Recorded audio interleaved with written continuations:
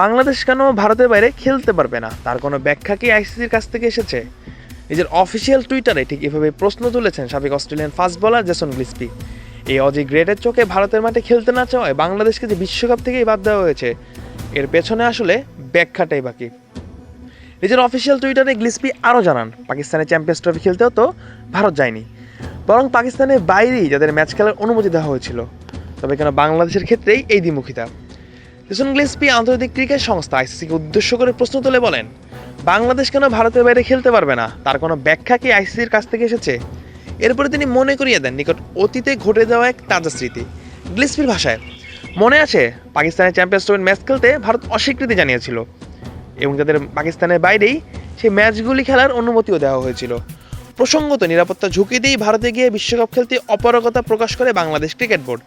পরবর্তীতে এই নিয়ে আইসিসিকেও ইমেল পাঠায় বিসিবি। তবে শেষ পর্যন্ত আইসিসি প্রত্যাখ্যান করে বাংলাদেশের এই অনুরোধ, বরং আসন্ন টি-20 বিশ্বকাপে ভারতের মাটিতে বাংলাদেশের জায়গায় স্কটল্যান্ড খেলবে বলে ঘোষণা করে আইসিসি।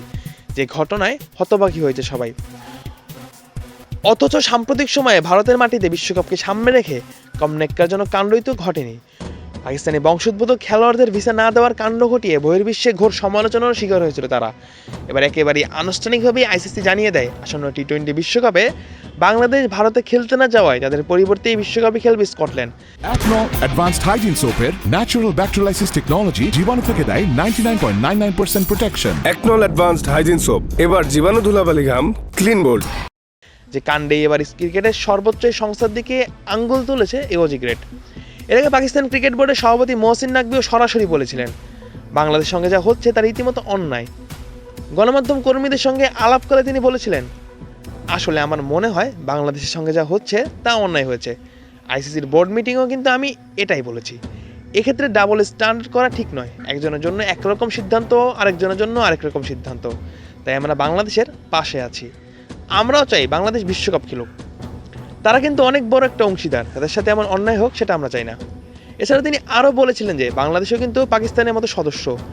টুর্নামেন্টগুলোতে ভারত এবং পাকিস্তানের সঙ্গে যা করা হয়েছে, বাংলাদেশের সাথেও ঠিক এটাই করুন। একজনের স্বৈরাচারী আচরণ করতে পারে না, আর যদি করে পাকিস্তান তো অবশ্যই প্রতিবাদ জানাবে। আর আইসিসির এমন সিদ্ধান্তের পর এখন বাইরের দেশ থেকেও যে প্রতিবাদ আসছে, এবার দেখার পালা শেষ পর্যন্ত এর সমাধান কিভাবে ঘটে। Mujahidul Islam Zahid, on field.